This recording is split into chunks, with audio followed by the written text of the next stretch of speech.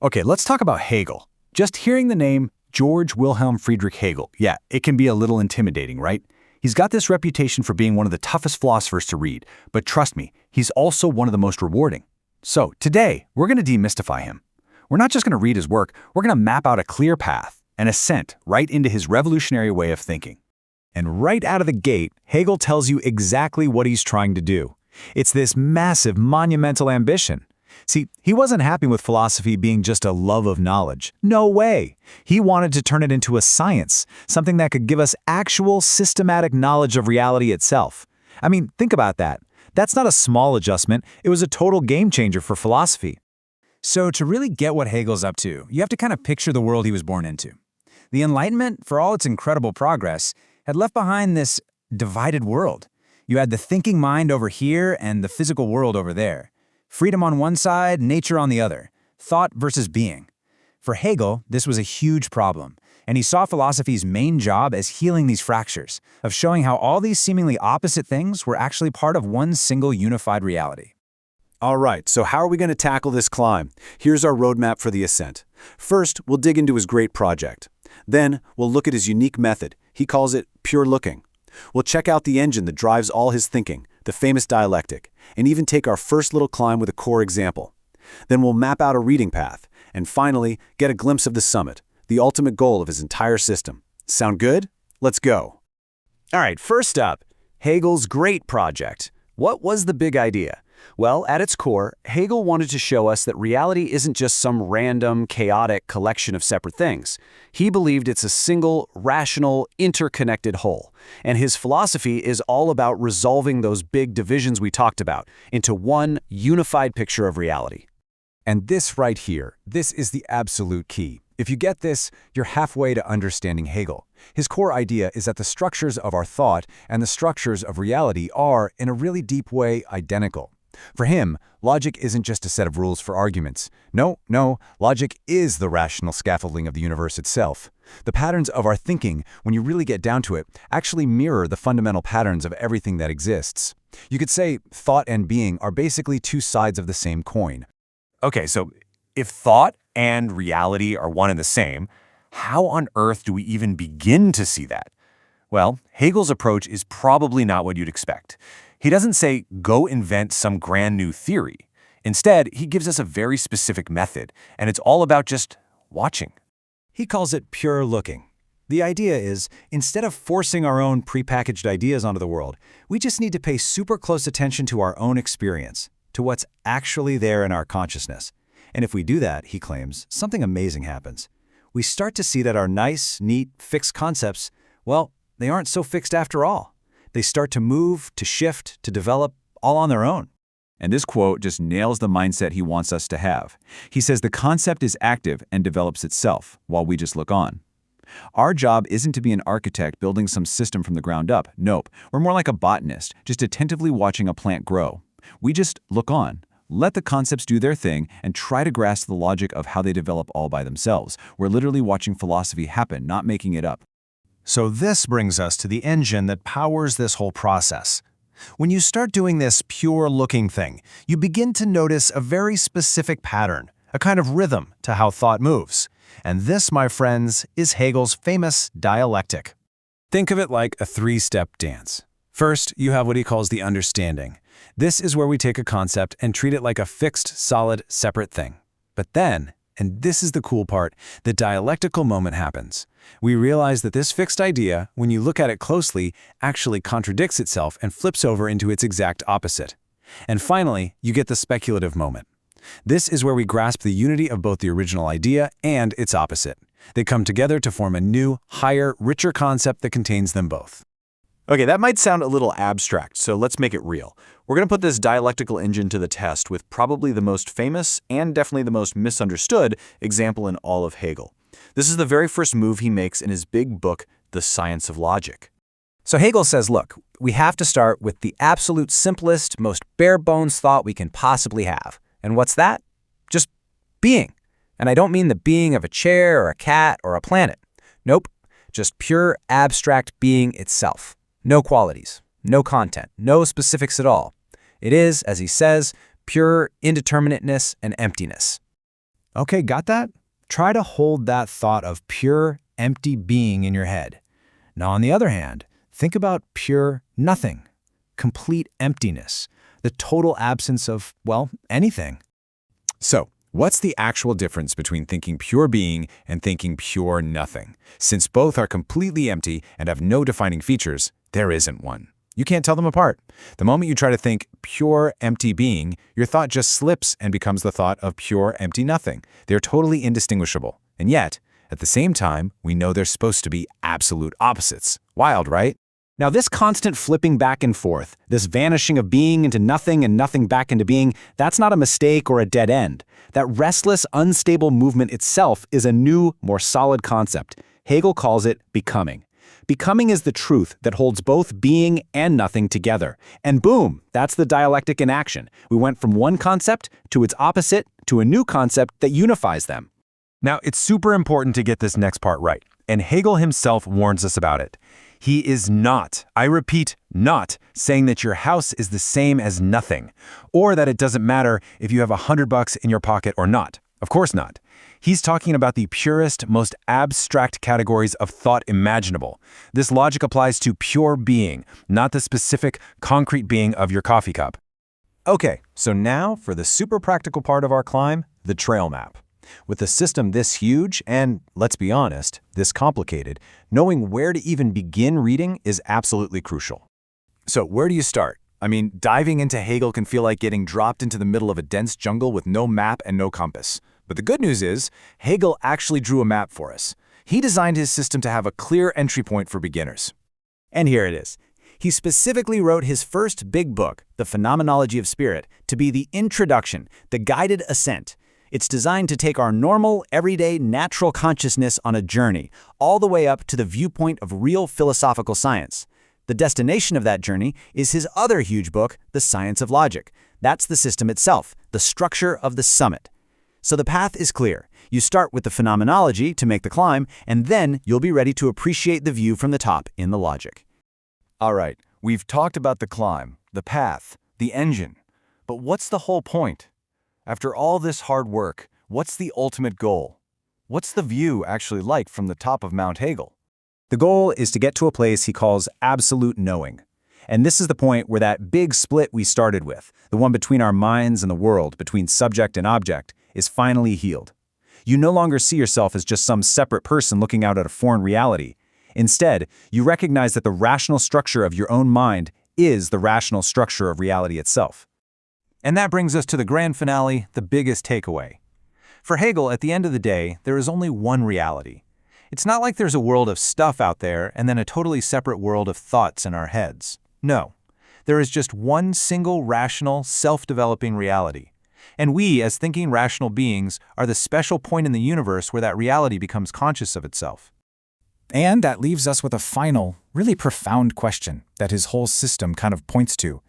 If reality itself is a rational process, and if our own minds are a part of that very process, what does it mean to be a rational being living inside of it?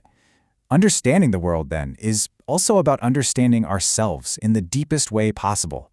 And that, well, that's the incredible journey Hegel invites us all to begin.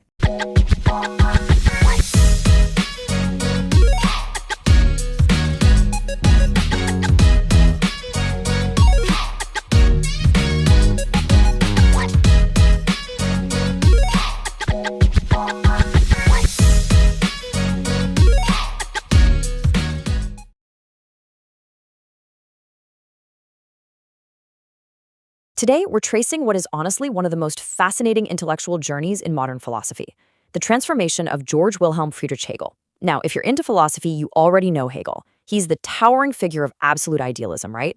The guy whose incredibly complex systems literally shaped the course of history. But here's the thing, he definitely didn't start out that way. Today, leaning on some genuinely groundbreaking research by scholar Dieter Henrich, we're going to uncover the hidden pivot point that completely rewired Hegel's mind. It's a real mystery, honestly. How exactly does a strict, orthodox Kantian scholar morph into the philosopher of an entire epoch? Because Hegel wasn't just born a Hegelian. Actually, right around 1797, he went through this massive intellectual crisis and a profound transformation while living in Frankfurt. He went from relying on a framework built on very rigid rules to developing this dynamic, living system of thought. And to really grasp how that happened, we need to zoom in on the intellectual collisions taking place in that specific time and place. And that brings us to the core thesis we'll be exploring today, championed by Dieter Henrich. Henrich argues that Hegel's time in Frankfurt was the exact moment he realized that absolute reflection must lead not to a subjective I, but to a unified totality of life and reason. That is the golden thread we're following today. We're going to see exactly how Hegel arrived at that monumental realization, step by step. Section 1. Hegel, the decided Kantian. Okay, so the year is 1797.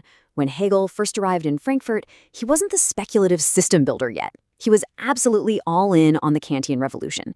He truly believed that renewing the German people meant strictly applying Immanuel Kant's principles. At this stage, the young Hegel was basically using Kantian tools to try and solve social problems, specifically focusing on religion. He drew this really sharp line between subjective religion, which he loved because it was rooted in Kantian moral autonomy, and institutional religion, which he heavily criticized for its rigid positivity, meaning its reliance on external, unquestionable authority. He figured applying Kant's moral law was the ultimate fix for society, but as we'll see, he was about to hit a major theoretical dead end. Section 2, Hölderlin's critical impulse. So, the real inciting incident of our story is a reunion. While in Frankfurt, Hegel reconnects with a brilliant old friend from his seminary days, the poet and philosopher Friedrich Hölderlin. Now, Hölderlin had just spent time in Jena, which was basically the philosophical capital of the world back then, and he had been attending lectures by Johann Gottlieb Fichte. Fichte was the absolute superstar of the moment, the guy claiming to have radicalized and perfected Kant's system. But Hölderlin, he wasn't buying it. Henrich argues that Hölderlin provided the essential spark here. He exposed the fundamental flaws in Fichte's whole approach, and in doing so, completely reoriented Hegel's intellectual trajectory. Section 3. The critique of self-consciousness. Okay, let's dive into this, because to understand how Hölderlin changed Hegel's mind, we have to look at this tiny but incredibly profound fragment he wrote called Urteil und Sein, or Judgment and Being. In it, he takes direct aim at Fichte. See, Fichte argued that the absolute foundation of all knowledge is self-consciousness. He formulated this simply as I equals I. For Fichte, the subject positing itself is the absolute beginning of everything. Literally nothing can be more fundamental than the thinking mind being completely aware of itself. But Hölderlin fires back with this absolutely brilliant counter-argument. He points out the literal etymology of the German word for judgment, Urteil. He breaks it down as Urteiling, which translates to original division. So Hölderlin argues that Fichte's I equals I simply cannot be the absolute beginning. Why? Because the very second you say, I am aware of myself, you've already split yourself in two. You have a subject who is looking and an object that's being looked at. Self-consciousness inherently implies a division. Therefore, it just can't be the absolute, unbroken foundation of reality. Section 4. Being, love, and unification. So if self-consciousness is already this divided state, what's underneath it? What is the actual foundation? Let's walk through Hölderlin's logic here, which Hegel was quick to absorb. Step 1. We recognize that conscious judgment inherently splits the subject and the object. Step 2. Hölderlin posits that this division actually presupposes a deeper prior unity that he called being, or sign. This being is an original unity that we lose the moment we start reflecting on things, but it remains the ultimate horizon of all conscious life. And step 3, the real goal of human existence isn't just to blindly follow a moral law. It's to achieve a state of unification, Vereinigung, basically returning to that harmonious state of being. This was huge for Hegel. He realized that just applying Kantian moral duty to society was a complete dead end because it totally ignored this deeper, pre-reflective orientation of life. So his first move was to adopt the concept of love as a philosophical term to describe this unification. Love basically solves the biggest headache in Kant's philosophy, that painful dualism between doing your strict moral duty and following your natural inclination. In love, that conflict just vanishes, right? You inherently want to do what is good for the other person. It creates this beautiful state of affairs where nature and freedom, subject and object, are totally intertwined. The core of this idea is captured so beautifully in this quote from Hegel's early writings. He says, "Love has overcome hostility. Only through love is the might of objectivity broken." For Hegel, true freedom had to be a state of living unification. It couldn't just be this cold, rational submission to a moral law.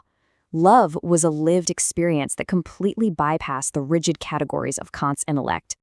Section 5. From being to spirit. But here's the thing about Hegel. He wasn't a poet like Hölderlin.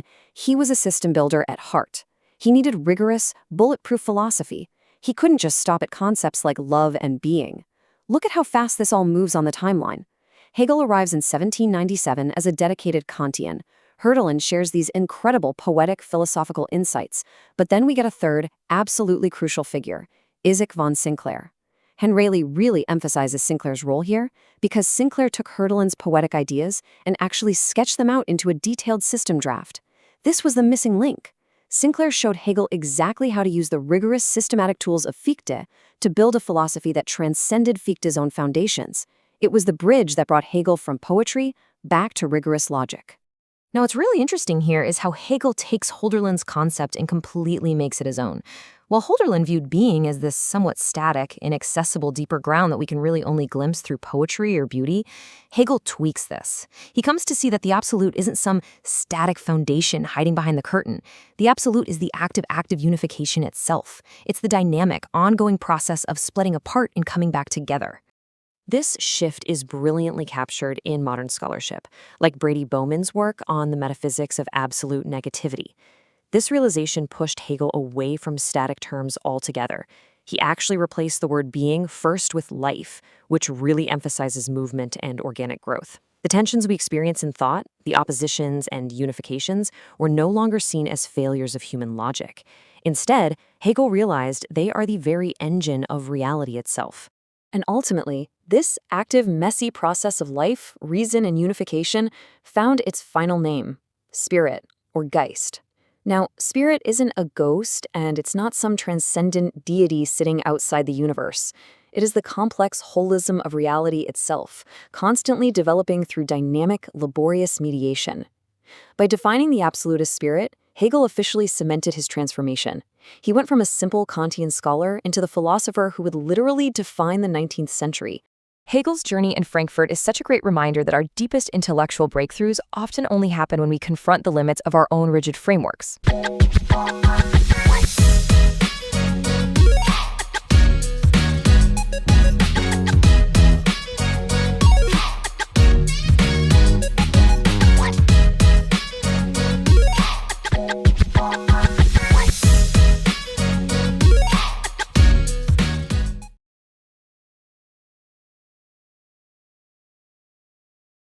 We are breaking down the absolute starting point of Hegel's logic, a takedown of a way of thinking that is so natural, so baked into how we see the world, that we barely even notice we're doing it.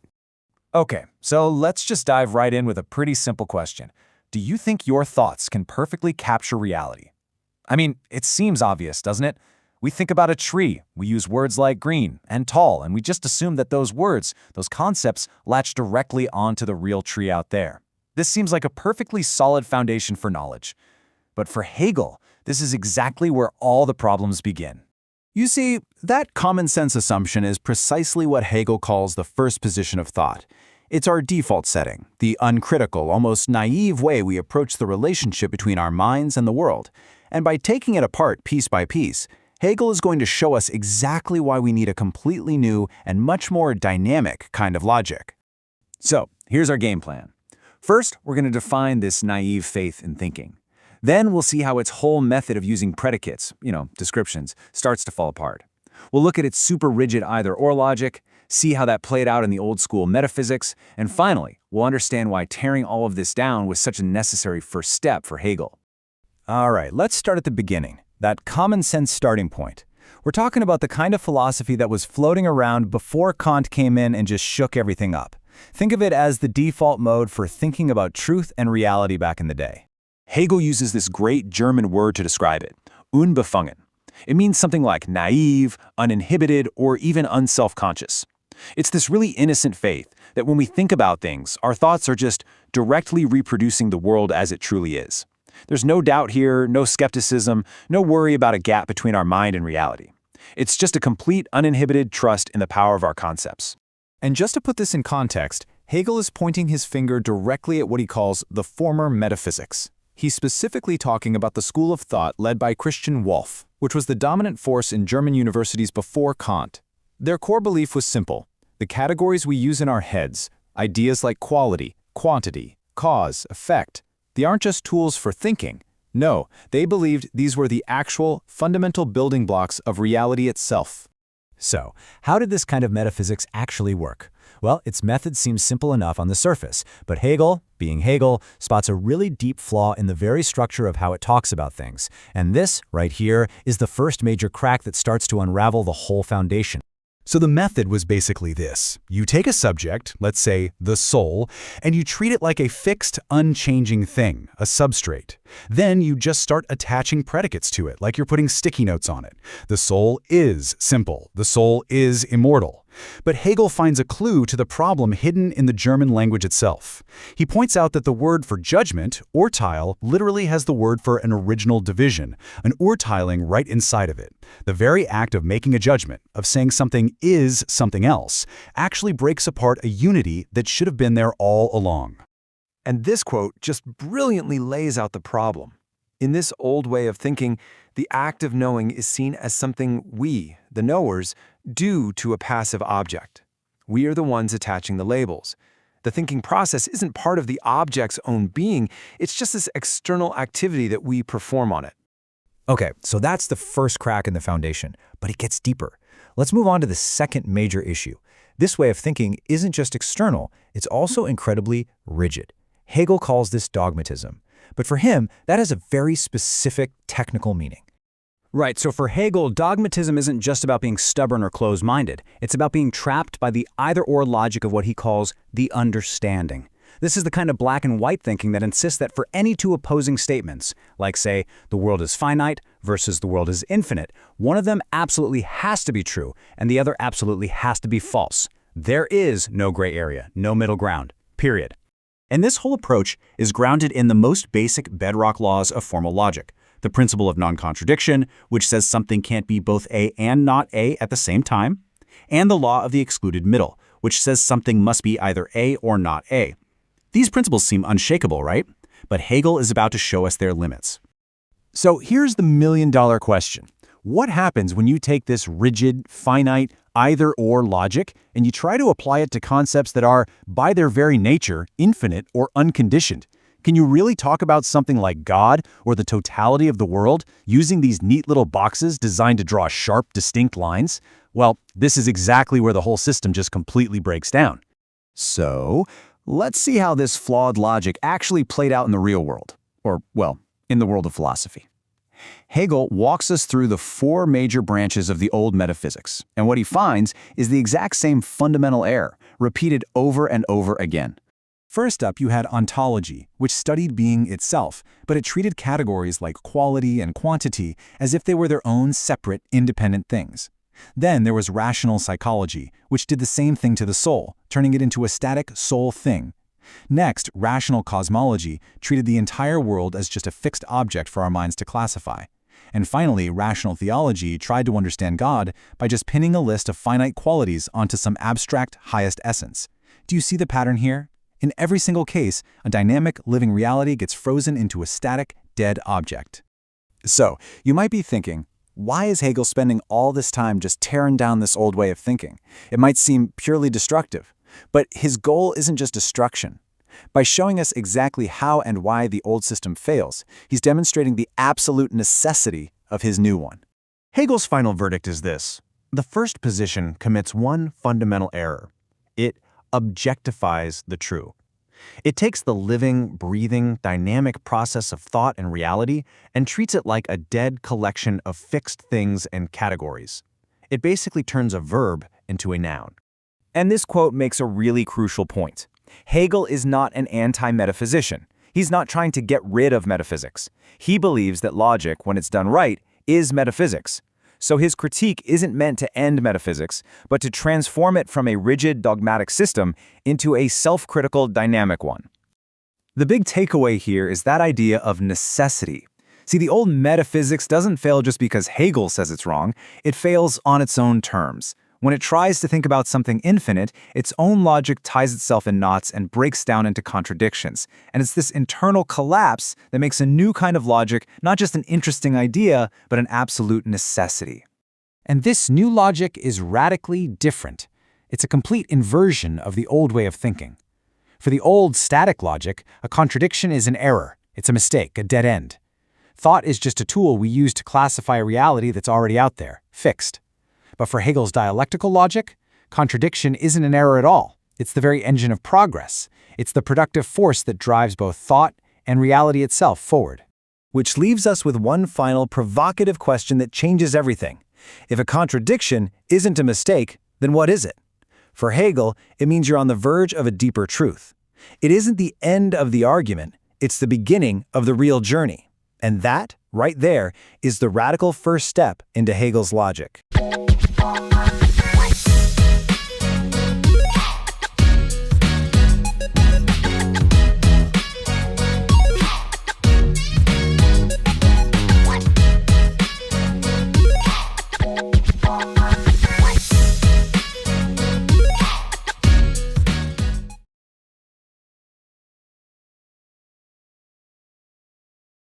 The first position, with its total reliance on pure thought, just left us drifting, lost in a sea of abstractions.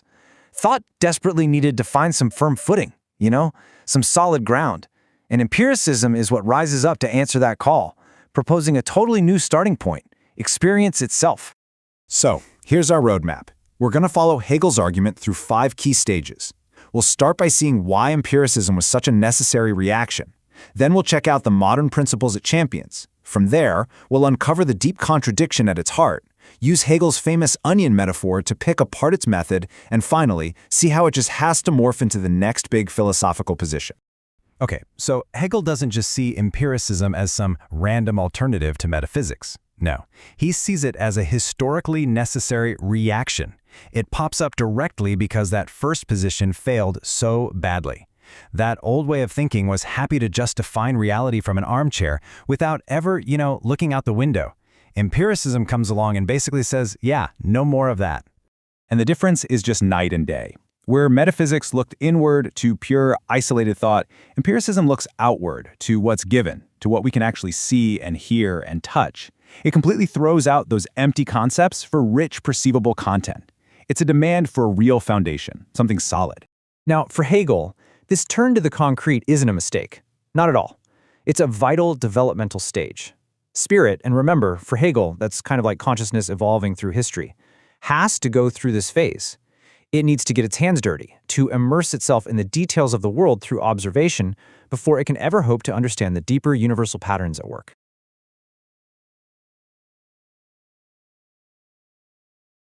And Hegel is actually pretty generous here. He doesn't just dismiss empiricism out of hand. He actually pulls out 2 really profound principles from it that he sees as being at the absolute core of the modern spirit. So this first principle is a huge rejection of any philosophy that kind of looks down on the real world in favor of some abstract, better world that only exists in your head. It's all about finding truth in the here and now. And Hegel even gets a little cheeky, pointing out that in this one way, his own philosophy is also empirical, because it's only concerned with what is, not with what we think ought to be. And this brings us to its second great contribution. This is pretty much the battle cry of the Enlightenment, right?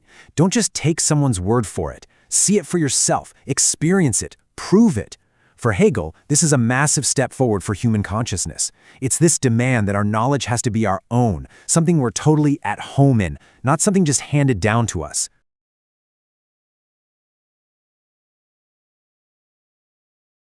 So empiricism is all about reality and individual freedom. It sounds pretty great, doesn't it?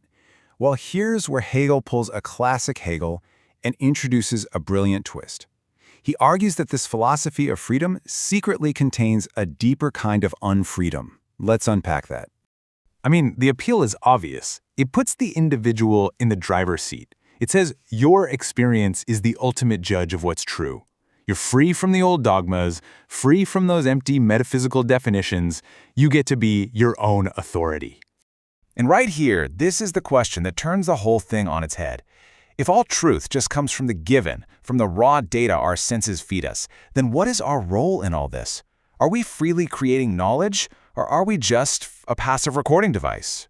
So here's the knockout punch. By making the given world the absolute source of truth, empiricism just sets up a new master.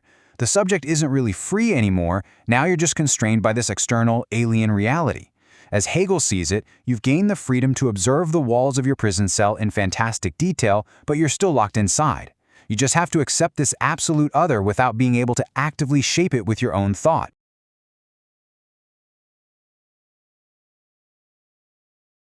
And this unfreedom, it's never more clear than when you look at the main tool empiricism uses to understand the world: analysis. And to show us its big flaw, Hegel gives us this amazing, unforgettable metaphor. This just paints the perfect picture, doesn't it? We come across a rich, unified thing in the world, an apple, a person, whatever. Empiricism's method is to break it down, to peel it apart layer by layer, just like you'd peel an onion to get to its core. Okay, so let's walk through it. We start with a whole, living thing. Then the analytical method kicks in and starts separating its qualities. Okay, this part is red, this part is round, this part is sweet. Each quality gets isolated and turned into an abstract universal property. But when you reduce the thing to just a checklist of abstract properties, what's missing? And there it is, the devastating conclusion. In trying to understand the thing by taking it apart, analysis actually destroys the very unity that made it what it was in the first place. The life, the spark, the essential oneness of the object, it's gone. You're just left with a grocery list of properties, but the thing itself has completely disappeared.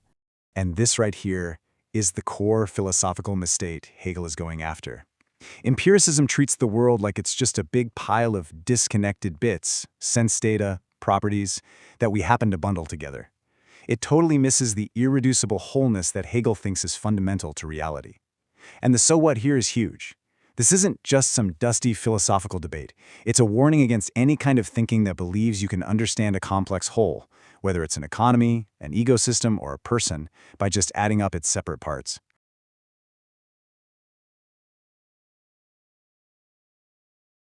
But the story doesn't stop there. Hegel shows that empiricism, when you look at what it actually does, can't even stick to its own rules. It gets tangled up in a contradiction that forces thought to move on. It becomes, totally against its will, a kind of metaphysician. Officially, the empiricist position is super clear. If you can't see it, hear it, or touch it, you can't know it. Any talk of super-sensible things, stuff beyond experience, like God or abstract forms, is just meaningless chatter. But here's the great irony. Just look at what science, the crown jewel of empiricism, actually does. It doesn't just collect individual facts. It's always looking for universals, species to classify living things, and most importantly, physical laws to explain how things work. And here is the fatal flaw. You can't see gravity. You see a ball fall. The law itself is a universal concept, a thought. As Hegel brilliantly puts it, the laws of the heavens aren't written on the sky. They exist only for the mind. So empiricism is forced to use these non-sensory, universal thoughts to make sense of a world it claims we can only know through sensory particulars. It's a massive contradiction.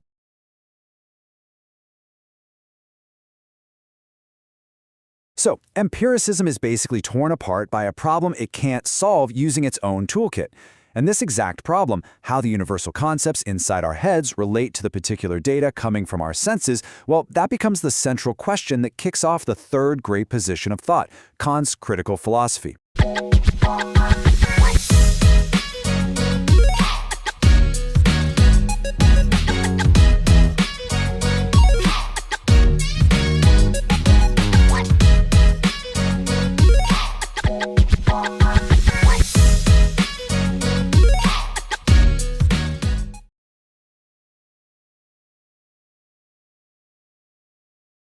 All right, so let's just start with the huge question that both of these guys were obsessed with. When you look at the world, when you see cause and effect, when you recognize one thing is separate from another, are you discovering how the universe actually is?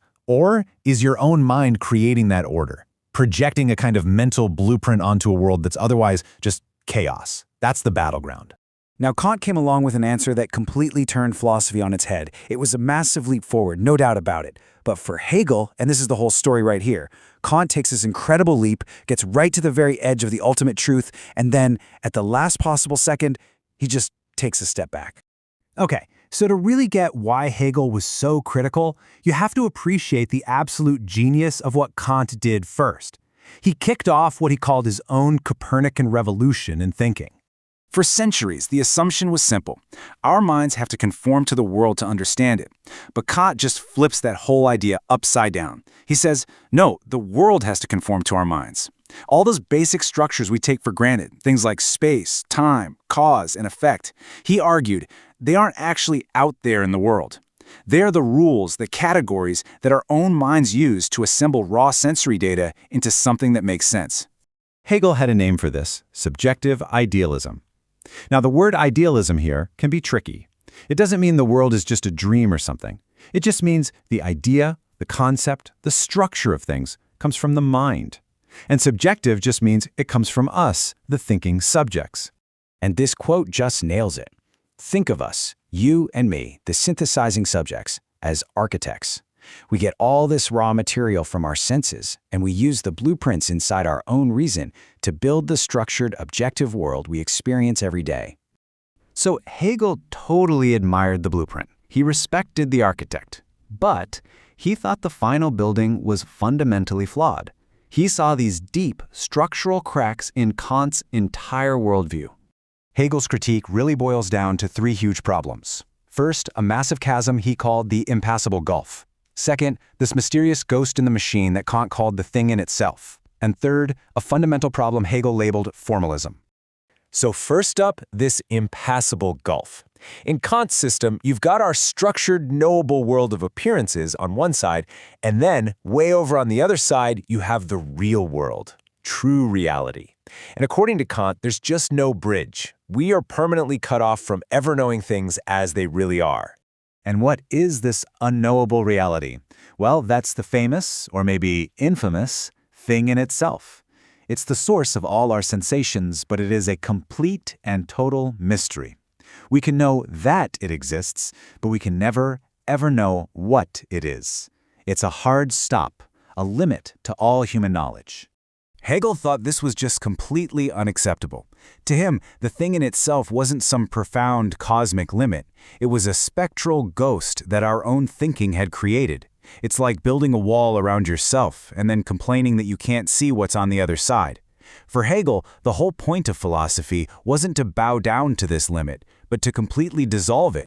And finally, we get to the charge of formalism. Hegel said, look, Kant's mental categories, concepts like causality or unity, they're just empty containers. They're like cookie cutters. Sure, they can give shape to things, but they can't make the dough. They need this alien impulse, this raw data from the unknowable thing in itself to have anything to work on. And for Hegel, that meant our minds were still ultimately passive, just waiting around to organize material it could never truly know. But, and this is where the story gets really juicy, Hegel believed that Kant himself, in this one amazing flash of genius, actually saw the way out of his own system. He found the bridge across the very gulf he had just created. This incredible moment happens in Kant's third big book, The Critique of Judgment. In it, he's wrestling with some really tough problems about beauty and purpose in nature, and he does this amazing little thought experiment. He says, just imagine a totally different kind of mind, one that isn't stuck with all our human limits. He calls it an intuitive intellect. So picture a godlike mind. For this mind, thinking of something and creating that something are the exact same action. There is zero gap between the concept of a tree and the actual tree. Possibility and reality are one. It doesn't need to get information from the outside because its thought is reality. You can just imagine Hegel reading this part and his mind being blown. For him, this wasn't just some clever little idea. This was it. This was Kant stumbling onto the deepest truth of the universe, the ultimate unity of thought and being. Kant was standing right there, at the front door of the absolute. But then came what for Hegel was the great philosophical tragedy. Kant walks right up to that door, peeks through the keyhole, and then refuses to walk through it. he retreats right back into the safety of his own subjective idealism. And this chart shows the fundamental disagreement perfectly. For Kant, this idea of an intuitive intellect was just a useful concept for us. It's a neat little ideal that helps us organize our knowledge and see nature as if it were designed. But for Hegel, this was a genuine glimpse into how reality actually is. It wasn't just an idea in our heads, it was the objective truth of the absolute revealing itself. So here's the bottom line. Kant discovers this incredible possibility of a total unity between our minds and the world, between subject and object. But then he basically demotes it. He calls it a useful psychological tool, a handy fiction for us limited humans. He found the key to the universe and decided it was just a neat-looking paperweight. And that brings us to Hegel's perfect metaphor for all of this, the ladder. 1. Kant built a vital ladder that rescued philosophy from a really simplistic way of thinking. 2. He correctly saw the immense freedom and power of our own minds, of self-consciousness. But 3. Ultimately, he climbed all the way to the top of the ladder, and then he just stayed there, forever failing to take that final step off the ladder and onto the roof, to actually bridge the gap to reality itself. So we're left with this incredibly provocative question that really launches Hegel's entire philosophy. Kant believed that our reason is a pair of glasses we can never take off. It shapes and colors everything we see. But Hegel asks us to think about something way more radical. What if reason isn't the glasses, but is the light? What if the logical structure of our own thoughts is the very same structure as the universe itself? And exploring that possibility? Well, that's the world Hegel sets out to map.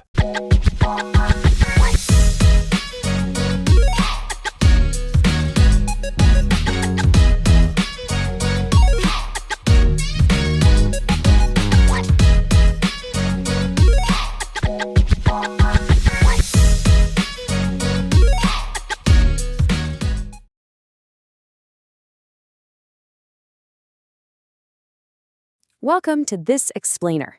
Today, we're diving straight into paragraphs 61 through 78 of Hegel's Encyclopedia to explore his devastating, yet honestly brilliant, critique of relying on pure gut feelings for absolute truth.